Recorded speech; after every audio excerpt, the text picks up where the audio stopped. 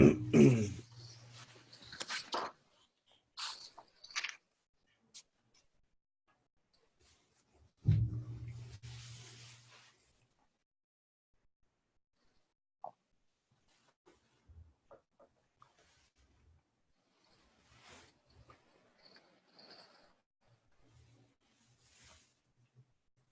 evening, everyone.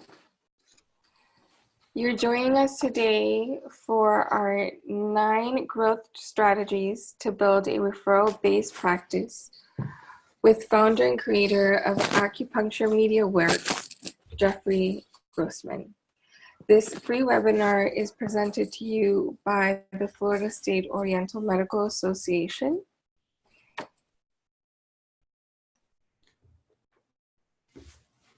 Hi there. And thank you everyone for joining us. Jeffrey is here with us. So my name is Natalia Morrison, and I'm going to be your host and moderator for tonight's webinar. So before I formally introduce Jeffrey and bring him on, I wanted to mention that through our Zoom platform, you can communicate with us via the Q&A box or the chat box. Once Jeffrey starts with his presentation for tonight, I'm going to turn off my mic and my video, but I will still be here and I will be monitoring the Q&A and the chat box. So any questions that you have, please write them in, and we will make sure throughout the webinar and at the end of the webinar to address your questions. So like I said, I'm super excited to have Jeffrey Grossman today. He graduated from the New England School of Acupuncture in 1997 and is the founder of Acupuncture Media Works and AcuPerfect websites. Since 2002, he has been creating and sharing patient education materials, marketing tools, and practice building materials and websites for acupuncture professionals. Jeffrey is an expert authority on business and marketing strategies and currently teaches a practice management class at Middleway Acupuncture Institute. He has lectured at FASOMA and PCOM symposiums and is a guest speaker at various acupuncture schools and associations. He enjoys teaching live webinars and trainings on the art of building a sustainable and successful practice. Jeffrey understands that many practitioners think that marketing is salesy and something they do not enjoy doing. But his goal is to make the business of building a healthy and successful practice fun, easy, and in a way that feels genuine and stress-free. It is his passion to help practitioners grow their practice so they can help more people, spread the message about the powerful health benefits of acupuncture, and change the world. So with further ado, thank you everyone for joining us. And here is Jeffrey for you. Hi guys, thank you Natalia for giving me that introduction there, and thank you for inviting me to be part of the this series of trainings that you're bringing for your members. It's you know, everyone who's here tonight, I don't know if you're a FASOMA member or want to be a FASOMA member, but the association itself is here to support the profession in Florida, and they are here to really make sure that you guys own the needle and that you guys own, you know, the acupuncture name and in the state. So it's really important to support your association. And one of the reasons why FASOMA has invited me out here, because they feel one of the areas that they can support you is by providing business and marketing trainings. And I love teaching. I love training. I've been doing, you know, like Natalia said, I teach at the Middleway Acupuncture School in Washington here, and I've been doing live webinars for quite a long time now. And today we're going to do a training for you on the 9 growth strategies to build a referral-based practice. So we're going to jump into that. like Natalia said, if there are any questions, you can feel free to add those questions in the chat box, or reach out to her. You can reach out to me, however you want. You know, if time is permitting, we'll get to your questions and be able to answer those. If not, I'll respond back to you or something that we'll definitely try to get your questions answered. So one of the things that's really important is that I want you to really understand is that you've got to plant the seeds for long-term growth. So like, you have to be in it for the long haul. Your marketing isn't going to just happen overnight. It's not just a Band-Aid approach, or it's not going to be a magic bullet. So when you approach this idea of marketing your practice, whether it's going and generating more referrals, or networking with other practitioners, or doing a health fair, or anything like that, the important thing for you to do is realize that you're planting the seeds for long-term growth. And what I've seen is a lot of practitioners, they do their marketing as the Band-Aid approach or the magic bullet approach. And those approaches don't work, because what you're doing is you're just putting a Band-Aid over something that's not working.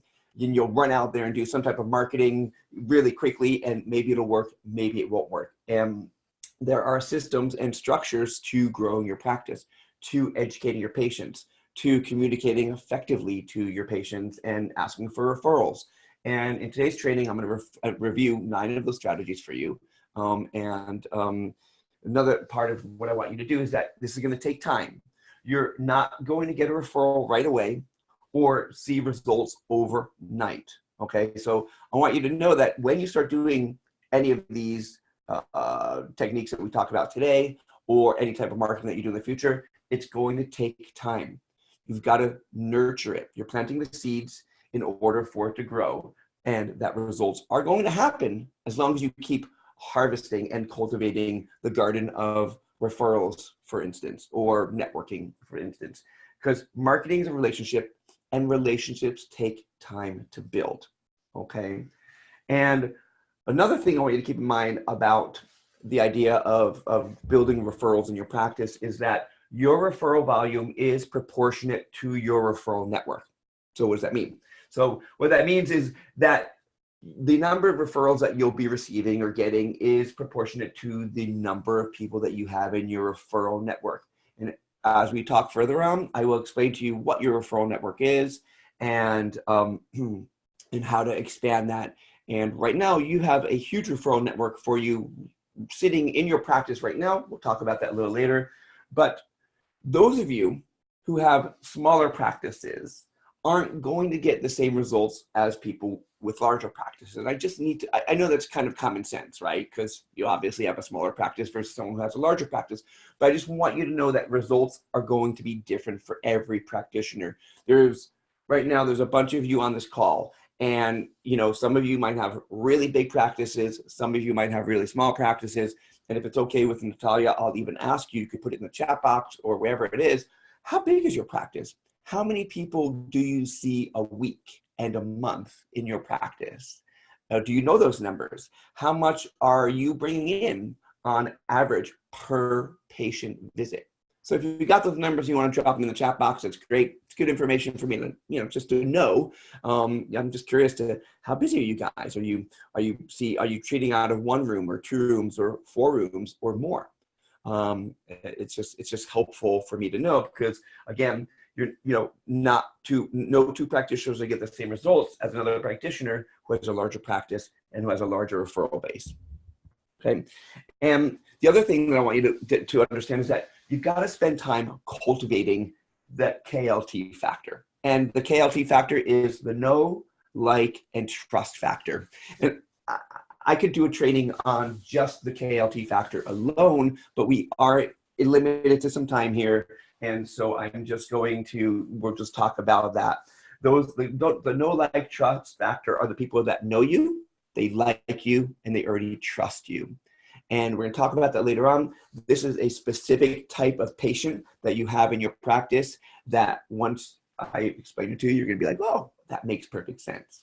And the more you spend time cultivating the know, like, and trust factor with your patients in your community and in your practice, the larger you're going to expand your referral network. Okay, so a couple of housekeeping things I want to kind of talk about right now, close your iPhone, close your Facebook tabs or whatever it is that you're doing.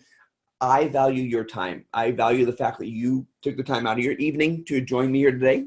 And I really respect that. And I want you to get the most out of today's training. We've got, it's a dense training. I've got a lot of information I'm going to share with you. So if you can just, turn off your phones, turn off your tabs, and just stay focused here, that would be really great. And I would appreciate that because we've got a little bit of time here and I'd like to have your undivided attention in that way. And so we're gonna go ahead, jump right into the 9 growth strategies to build a referral-based practice.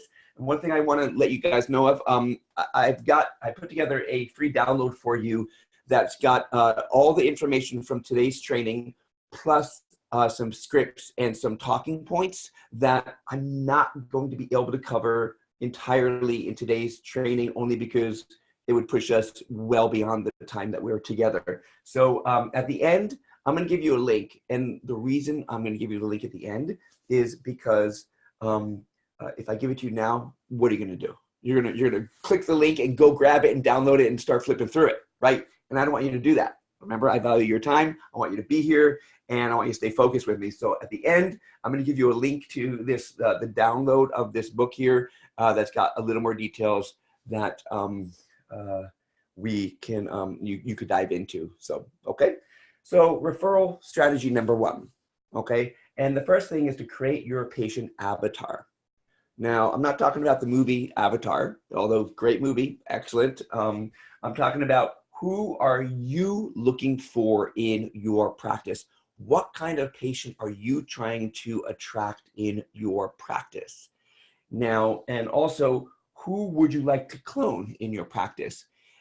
Because if you think about the kind of practice that you are, some of you may be specializing in sports medicine and sports injuries, and that's a different kind of a patient as opposed that you'd want to be attracting, as opposed to someone, a couple that's looking to get pregnant and they have some infertility issues versus somebody who has chronic IBS or something like that. So every one of these individuals is going to have different sets of demographics and different age ranges and different likes and dislikes. And when you create your patient avatar, you identify clearly the type of person that you're looking to relate to and to attract into your practice, because you're going to communicate differently to someone who's dealing with some sports injuries versus somebody who's a couple that's trying to get pregnant. You're not going to have the same communications out there in the world. So once you identify and you create your patient avatar, then you can more effectively communicate to those groups of people in a clearer way. You can dedicate the way your website looks to that. You can have specific downloads that you can offer. You can teach specific classes that are geared to those things. So first thing about creating a referral strategy is creating your patient avatar. And when you do that, think about who your A patients are, okay? Talked about cultivating that know, like, and trust factor. When you identify your A patients, or actually backing up, your A patients are the patients that you love, right? I categorize patients like A, B, and C patients. A patients are the ones that you love seeing on your schedule. They raise your energy. You're feeling excited to see them. They're, like when, you guys got a good rapport going on and everyone's getting good results. Your C patients are the ones that whenever you see them in your schedule, you're like, oh, okay, it's going to be a tough day. Oh, it's a little rough. Why did I put them there? And so on. So your C patients are the ones that, you're working with because you're a doctor or you're a practitioner and you're here to help people get well, stay healthy. So you're going to be giving them the beauty of this medicine, but they're not the patients that you really, really love being with. So when you can identify your A patients, those are the patients that you are going to start asking these referral questions to. Those are the patients that would easily refer to you because they've got the same, kismet going on that you have with them. So it's a mutual, dynamic flow of energy that you guys have going on. They love you as their practitioner, you love them as a patient, and so on. So first thing to do, create your patient avatar, know who you want to work with. What's the ideal patient that you want to treat? And who would you clone in your practice? And then once you do that, you can identify your A patients. And that is the beginning of the list that you can create to start your referral network. Number 2 is identify your referral sources, okay? So taking a step further, who already referred to you? Which of your A patients have already sent patients to you? They're going to send more to you, right? And those friends, those A patients have probably sent friends who are very similar to them, so they are also A patients as well. So who already referred to you is one of the first things to consider when you're looking at your referral sources. Who are your professional referrals? What doctors or chiropractors or massage therapists or naturopaths are already referring to you right now? What organizations are part of your unique selling proposition? And I could go on a whole course and about identifying what your USP is, but your unique selling proposition is what separates you from the practitioner down the street. You got 2 acupuncturists on the same block. What's going to make me choose you over that practitioner? If you don't have a USP set up in your practice, the separation between me and you, or whatever it is, the practitioner next door or the one down the street, you need to really identify that. Maybe you're the fertility expert. Maybe you're the headache expert. Maybe you're the back pain expert. Maybe you're the dog whisperer. I don't know, but that's part of identifying that. When you can identify what your USP is, let's say you deal with like a lot of good mental and emotional issues. And when you do that, you can reach out to some organizations that, deal with mental, emotional issues in the people. If your USP is related to sports injuries, like you're like the sports medicine acupuncturist of Boca Raton, then you will be reaching out to running clubs and track clubs and biking clubs and so on, and position yourself identifying those as referral sources. Who in the past have given you reviews and testimonials? So again, this probably reflects back to your A patients, the ones that love you, they're giving you raving reviews, they're willing to give you testimonials. Identify who those referral sources are.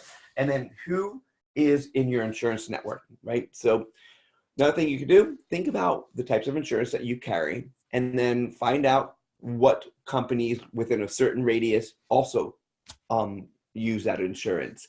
Or find out from the patients that you're already seeing that are on the particular insurance plan, find out what colleagues of theirs or family members of theirs are also on the insurance plan.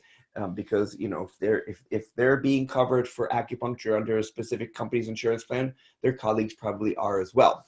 So those are referral sources. One thing you could do with this is start creating a list, going through these ideas. Who's already referred to you? Who are your professional referrals? What organizations can you connect up with? Who's giving you referrals and testimonials? And who's in the insurance network? And start listing this out on a piece of paper so you can identify those patients of yours that are part of that strategy.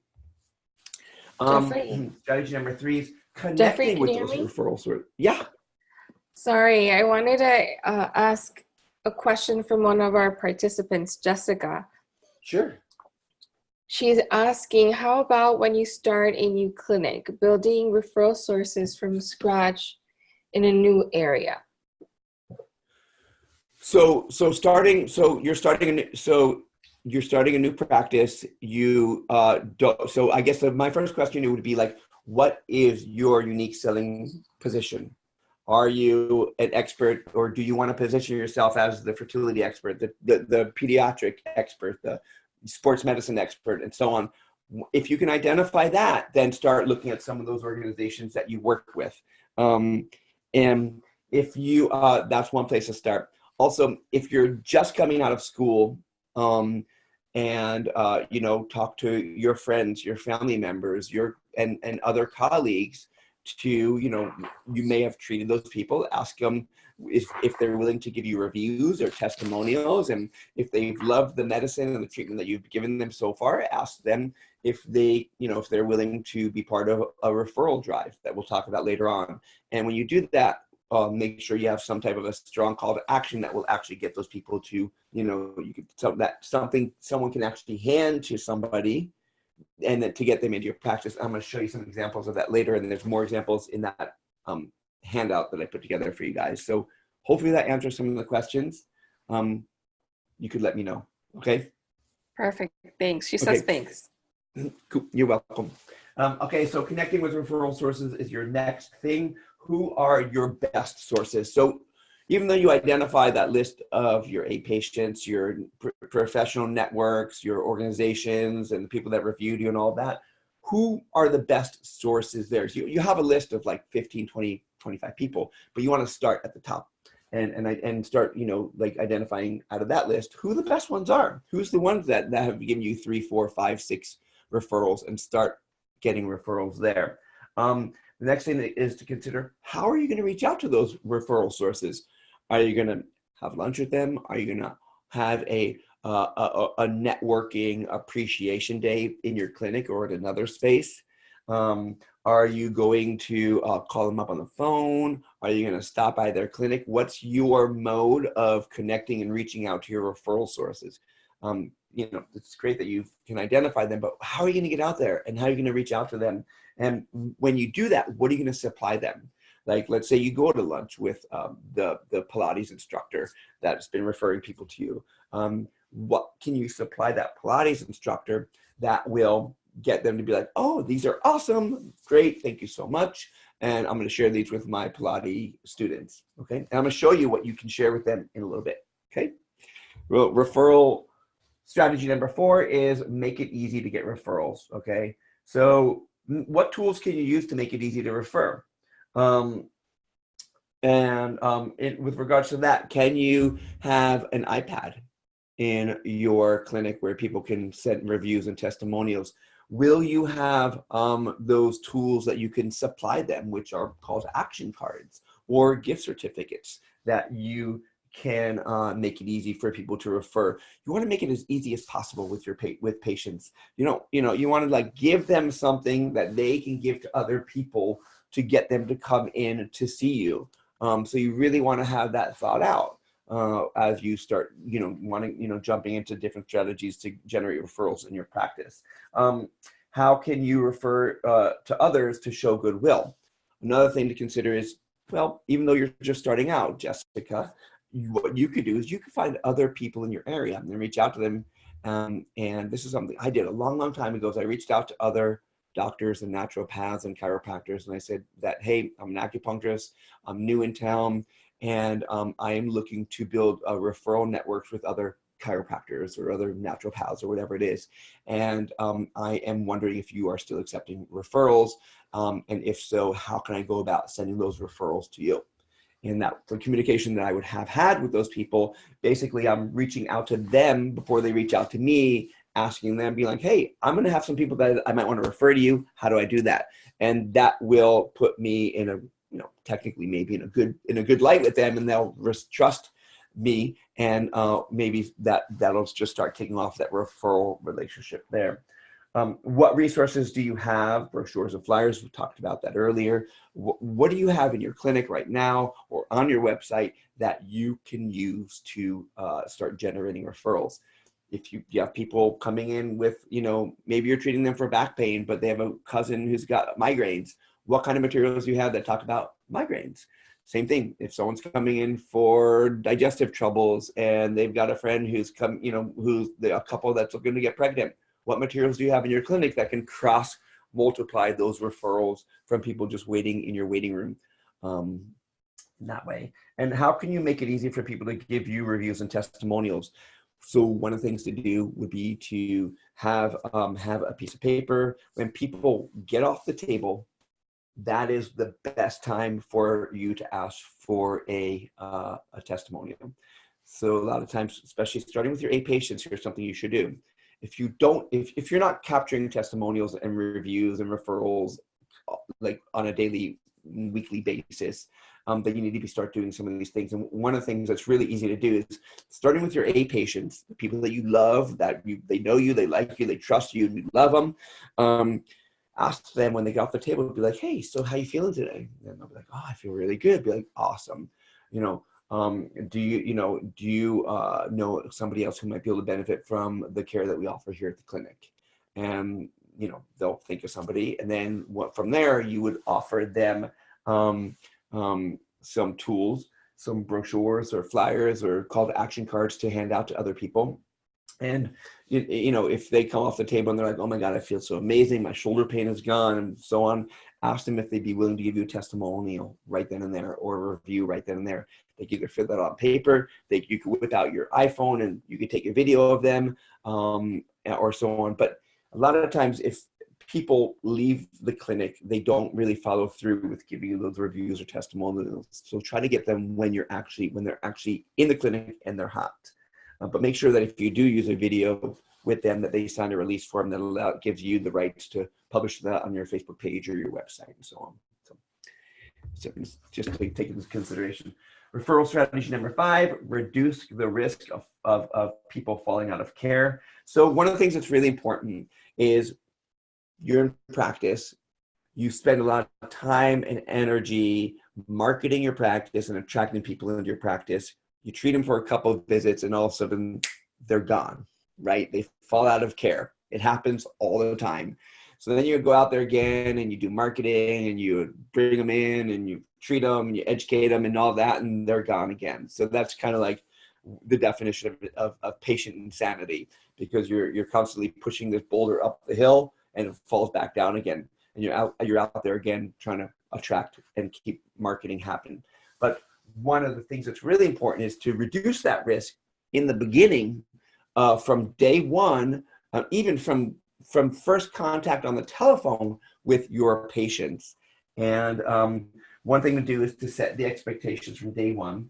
And you can do that by answering the 5 questions and share the stages of healing, okay? And there's a lot of information in this section here, but I'm not going to go deep into all of this now. It's in the ebook. If you want it, you can, I'll send you a link afterwards, but there's a lot more detail in the book itself that goes into this information here. So one of the things that's really important is to make sure that with every patient, so part of planting the seeds is to really, you know, get patients thinking that the visit, couple things you want to get them thinking. One is you want to get them thinking that you don't necessarily need to see them forever, and you know that patients are coming in, they're a little skeptical that you're going to want to treat them once a week for the rest of their lives or once a day for the rest of their lives. So one of the things that's really important is to really communicate clearly to them what your expectations are of them, and what they can expect from you and what you can expect from them. And we're going to talk about that a little bit further when we do that. But some of the things that are part of this is delivering the report of findings. And I think the report of findings is one of those pieces of your practice that are incredibly powerful. And if you're not delivering the report of findings now, you should start learning how to add that as part of your patient protocols in your practice. And when you do deliver the report of findings, you are going to be answering the 5 questions that every single patient has. Even though they don't ask them, they all have these burning questions. The first question is, what's causing my problems? Every patient wants to know what's causing their problems. Can you help them? Can you help me? How long will it take? What can they expect? How much is it going to cost? And will their insurance cover it? So you can reduce people falling out of care when you start addressing these initial 5 questions with them. And when I do that, I deliver the report of findings, and that's the tool that I use to get people to start thinking long-term to reduce the risk of falling out of care. Because when you deliver that report of findings, you're telling them, oh, here's what it's going to cost, here's how long it's going to take, here's what you could expect, here's what I'm going to do for you, and here's what's causing your problems, and so on. And patients want to know that, okay? The other thing are all these different talking points. Again, I've got 2 pages of this. I don't want to read these all to you. There's way more information that we got to go through. We're only on strategy number 5. I've got 4 more for you, but these are available. And these are different talking points that you can start planting the seeds for with your patients to keep them from falling out of care, and to reduce that risk of them from falling out of care when you plant each of these little seeds. I'm just going to review a couple of them here with you. Our office is based on the simple truth that if we satisfy and delight our patients, they will get well faster and be more likely to tell others about our practice.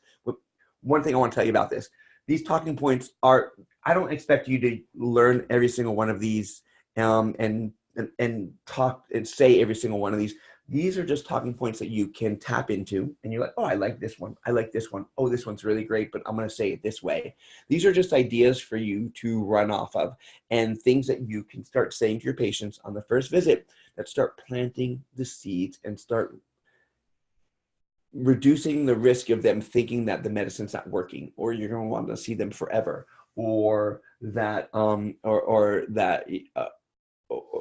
whatever it is. Okay, but so you can get these. Everyone is different and unique, and therefore at this clinic we treat every case differently in order to provide our practice members with high quality care. So it's great, right? It makes people realize that, oh, this clinic is unique, this clinic is different. They're going to look at me as a unique individual. It's important that our practice members understand that continued care will be essential to the healing process. This plants the seeds towards what? Long-term care, right? Plants the seeds that continued care is important. Okay. During the initial phase of care, most patients see the wisdom and the value of consulting at our office and choose to complete our care recommendations, planting the seeds to that, the idea that you're going to be making some recommendations of treatment and care, and that that is going to be important, and it's going to be a process over time. A few other talking points.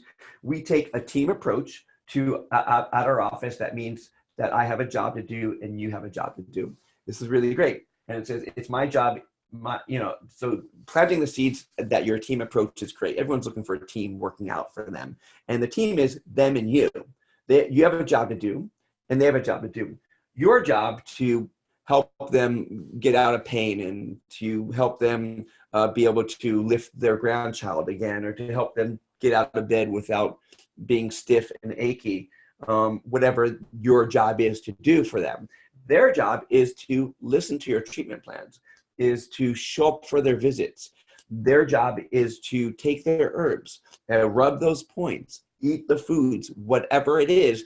You have a job and they have a job, and it's important to set that up. Because when your patients realize that, hey, this is a team, it's not just them treating me, it's us working together in order to help them reach their healthcare goals. Together, you and I working toward one common goal, reiterate their main health concern, helping you become pain-free, migraine-free, allergy-free, blah, blah, blah, blah, blah. So these talking points are ideas for you to plant the seed. I'm planting the seed in your mind to plant the seed of these conversations as part of your communication to your patients. Hopefully that makes sense. And there's more detail of these in the book. If you want to get it, I'm going to show you the link in a little bit. The other thing to do is with your patients to reduce the risk of people falling out of care is to share with them the different stages of care. How many of you out there actually share the stages of care with your patients and tell them that, there's relief care, there's corrective care, there's maintenance care, however you want to communicate them to that? Because as an acupuncturist, you're going to be treating relief care differently than tune-ups and maintenance care, right? So it's important for your patients to know that too. And when you can set down the baseline of, all right, in this phase of care, you are in pain, and our goal is to get you out of pain as quickly as possible. And our only way to do that is to work with you once a week for the first 4 weeks and then reevaluate, or whatever your treatment protocol and plan is. You got to communicate that to them. So they have an understanding, again, reducing that risk of them falling out of care. And the reason you want to reduce that risk of them falling out of care is because you want them to be successful and to become referrers for you. Okay. Referral strategy number 6, practice and rehearse your referral dialogue. I know you guys really love scripts. Kidding, no, you don't. I know. I've worked with a lot of practitioners over the years, and I've given them word for word scripts that I wanted them to remember with regards to reciting the report findings, or doing a talk and things of that nature. And scripts, and I'm also I also feel the same way. Scripts are not very cool. They make you feel very robotic. But the important things about scripts and rehearsing things is that you learn them. They become part of your DNA, so to speak, and you can communicate more clearly, more efficiently, and more convincingly, not really convincingly, but more, what's the word? Confidently to your patients about what your expectations of them are, what their job is, or what your job is, or what kind of herbs you want, or how often you should see them, and so on. So one thing that's important for you to do is to create some types of referral dialogues with your patient that you can use on your patients. And one place to start, and I encourage you guys to do this tomorrow morning in your practice, is ask your patients this question. They're lying on the table. They come in, be like, you know what, Jeffrey, when you tell your family and friends about acupuncture care, what do you tell them? You're going to be surprised. They'll be like, oh, I don't know. I just go there and I lay on the table and he puts needles in me and I fall asleep and I wake up and I feel good. That's cool. You're doing a good job, but that's not going to get you a referral. Or someone's gonna be like, well, I don't know. I go in there and he puts some heat on me and burns some herbs on me and it smells really good. And I don't really understand what's happening, but it warms me up and I feel like my digestion's getting better. That's good too, but it doesn't really communicate. If your patients can't really clearly answer this question to you, then how are they going to be answering that question to their friends or family members? You want to have them at a point where they can clearly communicate that to their friends and family members, right? So ask your patients, when you tell your family and friends about acupuncture care, what do you tell them? It's good to know. I'd love to find out if you find out. Other questions to ask is, how do you explain qi? Right? Ask your patient, how do you explain qi? Well, if someone asks you about qi and energy, how would you explain it to them? Be great to know, because then you can know where you need to become more proficient in communicating your patients in different areas. Another question is, when a friend asks you about your care, what do you say to them? So start asking those questions, start rehearsing your communication, your dialogues. The more you rehearse, the more efficient you'll be in that, and the more confident you'll be. Tonify your practice hub is referral strategy number 7. A referral's first impression of your website could make or break the referral. Okay, how many of you have landed on a web page and you're like, ew, this is one ugly website and it just does not look very professional, and you're gone often, and you only have a few seconds to make an impact on somebody when they land on your website. So you got to make those few seconds count. One way to do that is when somebody hits your website, what's the first thing they see? Can they identify that you are able to help them with XYZ? Is there a bio of you? And I'm not talking a bio of like all of your doctorates and your degrees and you went to school here and you went to school there. I mean, like, what's your passion about the medicine? What motivated you to become an acupuncturist? Why are you there in that community at this time right now, helping people just like them to get well? What do you offer? What are the benefits that you can offer them? People, when they land on your website, they want to know, first thing, how can you help me? And that's what your website needs to identify for them. So if you're going to, get more referrals through your website, you need to deal with your first impression. If anyone is interested, I am more than willing to do like a free website evaluation. You can either reach out to Natalia. I don't know how you want to do it. You can either raise your hand to the chat box or send Natalia an email or send me an email. But I'd be more than happy to look at some of your websites and tell you what kinds of things should and should not be changed, or, in order to help enhance that first impression. Just, I don't know, we can figure out some way to get in communication to me. And also another thing is that every strategy should lead back to your website, not just digital strategies, but every strategy, marketing strategy should lead back to your website. Because first thing to do is, if somebody hands a business card or a call to action card or a gift certificate to a friend or family member or coworker, what's the first thing they are going to do? hit your website. So make sure that your website is tonified and it's the hub, because everything you do, if someone's like, oh, there's this really great acupuncturist in Miami, and you know, he's done some really great stuff for my sports injury, and they're going to Google you and they're going to find you and they're going to hit your website, and your website needs to be like, I am the best sports injury acupuncturist in Miami. Not really like that, but you know, somehow hit your website and make sure that that unique selling point comes across about who you are and what you offer them. Okay. Strategy number 8 is be consistent. So make sure that what you do is something that you keep doing. Like we talked about earlier, you just can't like, you know, plant a seed and walk away from it. You got to nurture it. You got to cultivate it. You got to water it. You got to make sure that it's growing. And part of doing that is being consistent in your marketing and everything that you do. So make sure that you work with Google. Make sure that your website is mobile ready. Make sure that you've got reviews on there and that you enhance the SEO on your website. The reason I'm talking about your website is because, again, first thing people are going to do when they hear about you is go to your website, and that's where referrals will start being generated from. So I want your website to be awesome. Keep your website updated, especially the homepage. Keep reaching out to referral networks. So consistently keep doing all of these things in your practice. Stay positive. People don't refer right away. So even though you start making networks, referral networks out there, people might not be coming in right away. So, but just don't get stressed about it. So I've seen a lot of practitioners over the years do some type of marketing event, and they don't reap the benefits of their labor as quickly as they thought, or maybe not at all. And then they just chalk it up as, you know, that was terrible. Never gonna do that again. And then you won't do it. And then like you've just like shut that marketing channel off for yourself.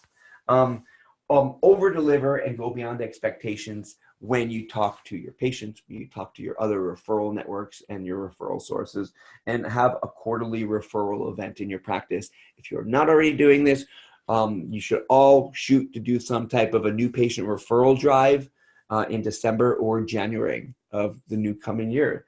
And a referral drive is literally you've seen them before. That you draw a giant thermometer on a whiteboard and you tell your patients, hey patient, you know, hey A patients, you know, this month we're going to be doing a referral drive. We really want to help more people in our community to get well and stay healthy, and we really need your help.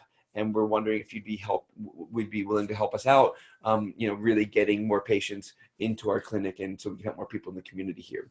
Something like that. And then you identify how many new patients you want this month, how many referrals you want, 30, 40, 50. So you put 50 on the top, and every time a referral goes in, you just color in the thermometer, and patients love that. They love getting involved and being part of something greater than themselves. So do some type of a quarterly referral event in your practice. And referral strategy number 9, make sure that you have a strong call to action. I really think this is important. Everyone should be graduating acupuncture school with some type of call to action. And a call to action is a lost leader. It's something to get people to take action. And it's the sentence or button or card or gift certificate that closes the deal. Okay. So when you are at some type of event or anything like that, what you're going to be doing is, you're going to be meeting people. What are you going to give them? When you're at a talk, and at the end of the talk, are you just going to be like, okay, thanks for coming, or what are you going to offer them? Okay.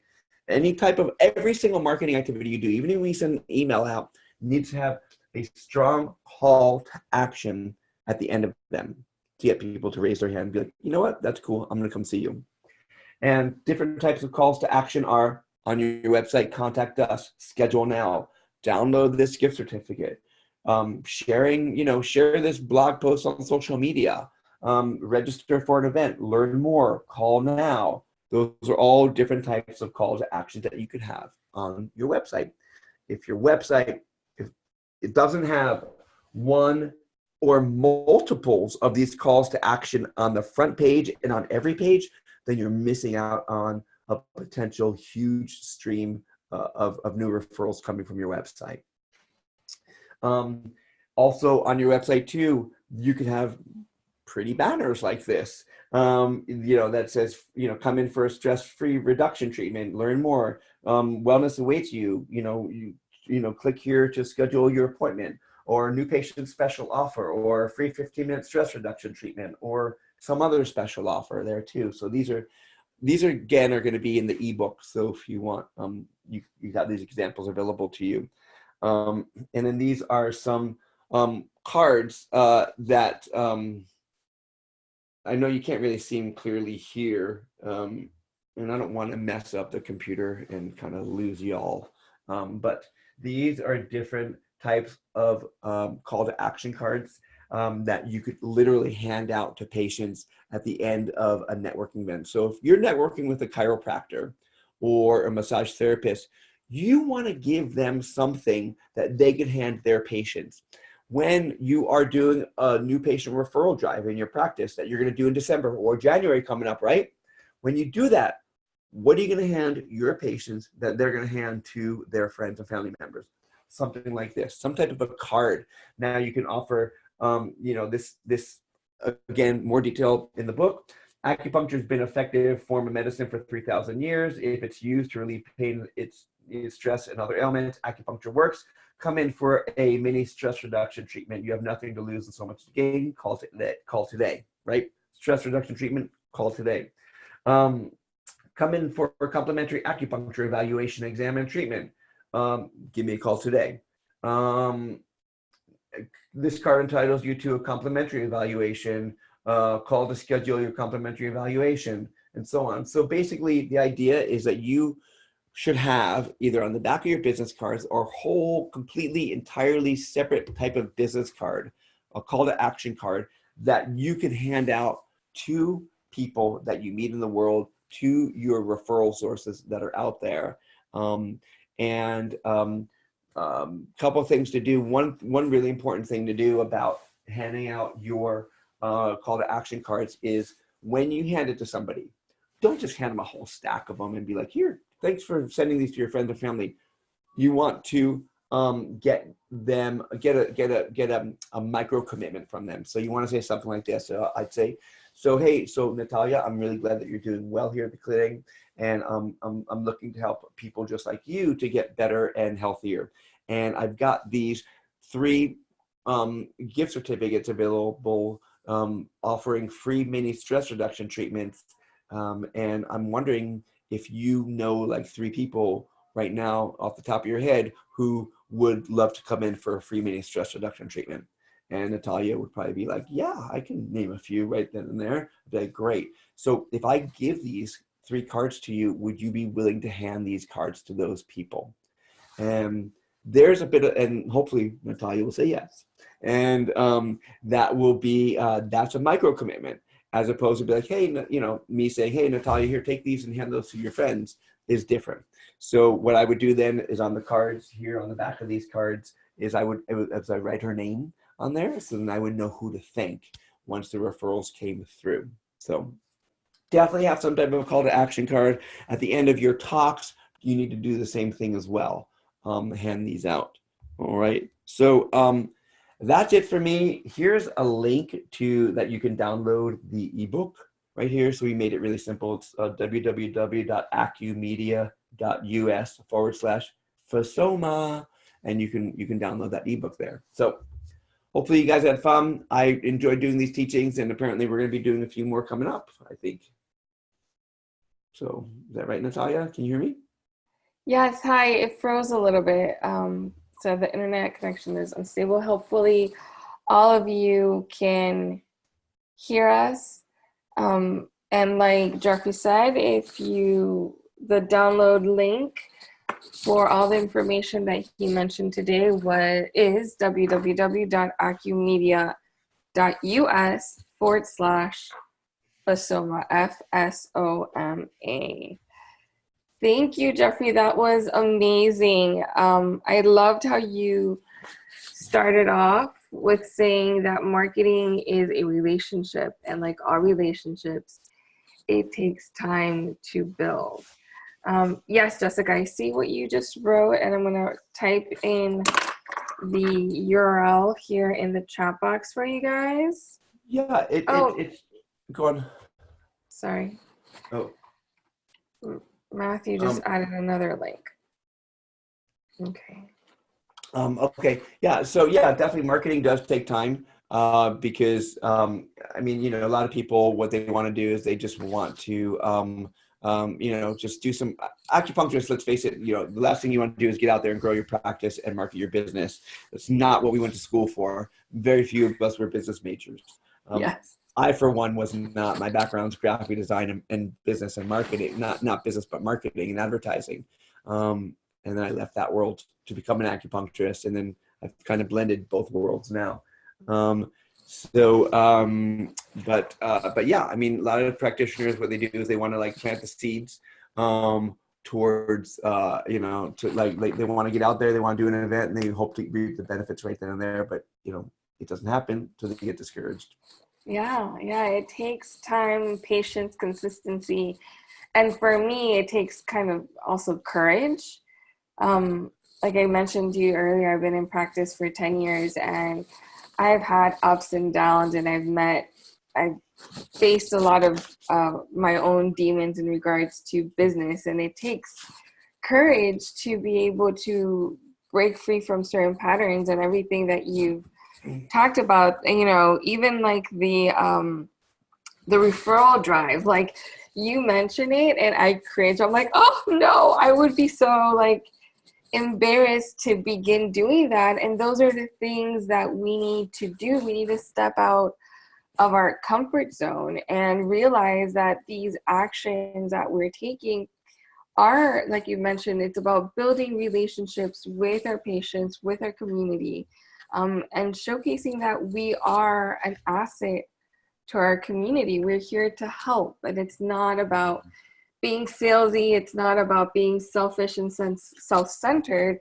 It's about how can we put ourselves out there so that we can continue helping and sharing our passion. So that was amazing. Yeah, it's true. I think a lot of practitioners, you know, the last thing they want to do is to market their practice. But I'll ask you, like, why'd you become an acupuncturist to change the world, right? To help more people get well, stay healthy. Why hide that medicine? You know, the medicine is amazing and it's profound and it changes lives. So like, shout from the rooftops, you know. And actually coming up in the next few days is AOM Day. It's our day as acupuncturists to shine and to shout from the rooftops that we are awesome, and we are. And this medicine is profound, and don't keep it to ourselves. You know what I mean? And that's one reason why I say tapping into your A list of patients, right? Because your A list are the ones that already love you, they already know you, they already like you. And I guarantee if you go into your clinic and like, if you're going to see some of your A patients tomorrow and you're like, hey, I'm looking to, you know, we're looking to accept new referrals more, you know, we're looking to accept more referrals here at the clinic. Would you be, you know, do you know like 3 or 4 people who would be able to benefit from acupuncture care here? That's it. That's all you got to say. And they'd be like, oh my God, yes, I know 3 or 4 people. A lot of times, and this happened to me a couple of times, I think patients think that you're already too full. And that, you know, that you don't need new people, and they just need to like they totally get that you're a service-based industry that requires, you know, like a constant steady stream of people coming through. Yeah, it's interesting that I definitely have gotten that also, where people think I'm just too full to see their friends or for them to send me referrals. It's like, no, I'm always seeing new people. It's totally cool. So you shared the link and everything that you were able to share with us in this short amount of time was all juicy. Hopefully all of you that joined us, we had a really good group join us. If you have any questions, now is the time to fill them into our chat box. Jeffrey talked about doing a website evaluation, which I think all of you should take advantage of that. I've definitely had issues with my website as well, and it's important to be able to have a second pair of eyes or a fifth pair of eyes positively criticize it and help you elevate it, because there's a lot of things that we miss because we have our own aesthetic, and our aesthetic is not always our patient's aesthetic as well. So definitely take advantage of that. Send me your email and your contact to my Fasoma email, which is natalia@fasoma.org. I typed it in earlier in the chat box, and I'll send it again if you have any questions. Also, if you want to be added to Jeffrey's email list, where he's always sharing articles, blogs, informational tips and tricks for you to continue building your relationship with your community, send me your email as well, and I will forward that to Jeffrey. And to close it up, because this was such a juicy webinar, we have another webinar coming up with Jeffrey November 18th at 7 o'clock again, and it's going to be 7 techniques to tonify your practice in slow times. November 18th, 7 p.m. And I'm going to share here the registration link. Thank you for doing that. Yeah, there you go. That is a registration link. Definitely RSVP, save your spot. We're going to aim to do monthly webinars with Jeffrey, whether it's a webinar like this or a Q&A interview style where you'll be able we'll be able to freestyle whatever you guys have any questions. This Fasoma has created and joined forces with Jeffrey for you guys. It is important for us as an association and as a community to support you. When you guys are thriving and doing well and feeling good about being acupuncturist and being in your power, we're all doing well. So as for Fasoma, and I'm sure that I speak for Jeffrey as well with this, we do this with so much joy and so much love. And it is important for us that you guys do good and for all of us to succeed and do good. So thank you again for joining us. If Jeffrey, you have any final statements, questions, epiphanies, anything you want to share? Not really, but I mean, we work with a lot of different associations, and it's really important to really support your state association. If you guys, I'm sure each of you out there, if you're not a member, you should definitely become a member. And each of you who are members, you probably know 2 or 3 other acupuncturists who might not be members. And I know that you guys you weren't expecting me to do a new member drive for you, but it's really important because, people are trying to steal the needle. Right. Yeah. People are, there's all this legislation that's going on all the time about acupuncture, whether it's, different, things that are going to be covered or insurance things or whatever, or, in this case, physical therapists trying to steal the needle. They're working tirelessly without getting paid to support, to make sure that the profession is not getting stamped down in your state. So, so it's important. I think this medicine's powerful. I don't think a weekend course in dry needling is going to make anybody's spleen chi get better or, kidney yang deficiency rise up or anything like that. So the world needs us, and they need you guys to support the profession because, without the profession, if Fasoma wasn't there, who's looking out for the acupuncturist? Yes, that is true. And Fasoma has been doing amazing advocacy work these past couple of years. We are also in the Florida state recognized as primary practitioners, primary physicians, and that is because of all the work that Fasoma has put in throughout the years. So definitely awesome. Our membership, you guys can opt for a monthly membership, which is just, I believe, $25 a month. It's super affordable. You can also do the yearly or the quarterly plan, but $25 a month is usually very feasible for people. You get a lot of discounts. It helps us be able to bring out more of these free educational tools for you guys. But again, this was really just to empower you guys. And if you feel inspired to join our association, please do. It will help all of us in the long run continue the fight to promote and to protect our profession. So Yeah. thank you again all for joining us. I got a couple of emails from you already. Don't forget to email me if you want your free website evaluation. Don't forget to register for our upcoming webinar with Jeffrey, November 18th. You have my email. Feel free to reach out to me or Jeffrey with anything that you guys may need supporting. We're here to support you guys. And one last thing, if you guys have any questions or if there's anything that you want to learn more about, reach out to Natalia, because there's, because I'm hoping to show up here, more regularly with you guys to kind of provide more of this training, because I love the training aspect and the teaching and the marketing side. So if there's anything in particular that you're like, oh man, I want to learn more about Instagram marketing or social media marketing or how to deliver the report of findings or whatever it is, reach out to her or me, and we'll get that in the queue for doing some work in the future. Wonderful. Right. Yes, please let us know what you guys want to hear more or learn more about. Awesome. So thank you so much. Yes, thank you, Jeffrey, for being here with us. And that concludes our webinar for tonight. We will see you guys all next time. Have a wonderful Adios. evening. Bye. Bye, Be well. everyone. Okay. Thank you. Bye.